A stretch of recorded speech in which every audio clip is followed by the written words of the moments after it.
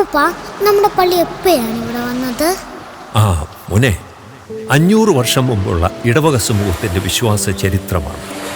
അന്ന് വിശുദ്ധ Francis Xavier ഈ തീരപ്രദേശത്ത് പ്രേക്ഷിത പ്രവർത്തനത്തിന് വരികയും അവിടെയുള്ള പൂർവികരെ ക്രിസ്തുവിൽ സ്നാനപ്പെടുത്തി വിശ്വാസത്തിന്റെ സന്ദേശം നൽകുകയും ചെയ്തു. മാദ്രെ ദെ ദേവോസ് എന്ന പേരിൽ ഒരു ഇടവക സമൂഹമായി ഈ കൂട്ടായ്മ രൂപം കൊണ്ടു. ഏകദേശം 400 വർഷങ്ങൾക്ക് ശേഷം ഫാദർ മൈക്കിൾ മൊന്തേറോ പഴയ ദേവാലയ നിർമ്മാണ പ്രവർത്തനങ്ങൾക്ക് ആരംഭം കുറിച്ചു.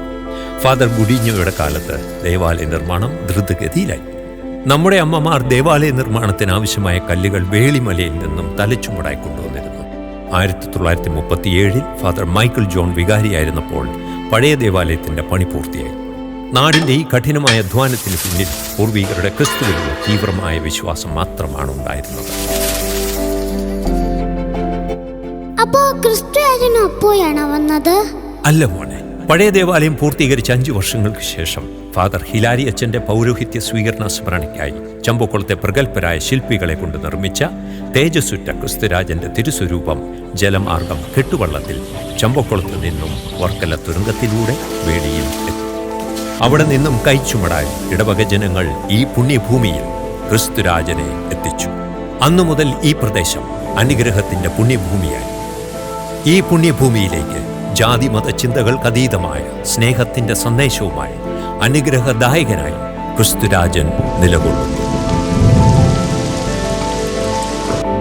പഴയ ദേവാലയത്തിന്റെ അതേ സ്ഥാനത്ത് നീണ്ട പരിശ്രമങ്ങൾക്ക് ശേഷം ഇപ്പോൾ ശില്പചാരുതയോടും പരമ്പരാഗതമായ ശൈലിയിലും പുതിയ ദേവാലയം നിർമ്മിച്ചു. 2018 കൂദാശ ചെയ്യപ്പെട്ടു.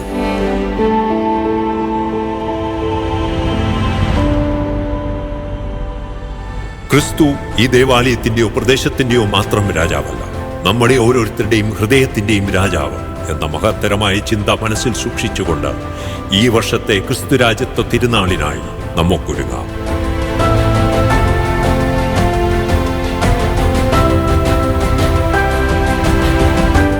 ഈ വർഷത്തെ ക്രിസ്തുരാജത്വ തിരുനാൾ 2025 നവംബർ 14 മുതൽ 23 വരെ മാദ്രെ ദെ ദേവോസ് ദേവാലയത്തിൽ നടത്തപ്പെടുന്നു. എല്ലാ തീർത്ഥാടകരെയും ഭക്തജനങ്ങളെയും ക്രിസ്തുരാജ തിരുസന്നിധിയിലേക്ക് സ്വാഗതം ചെയ്യും. അപ്പൂപ്പ, എനിക്ക് ക്രിസ്തുരാജനെ കാണാൻ തോന്നുന്നു.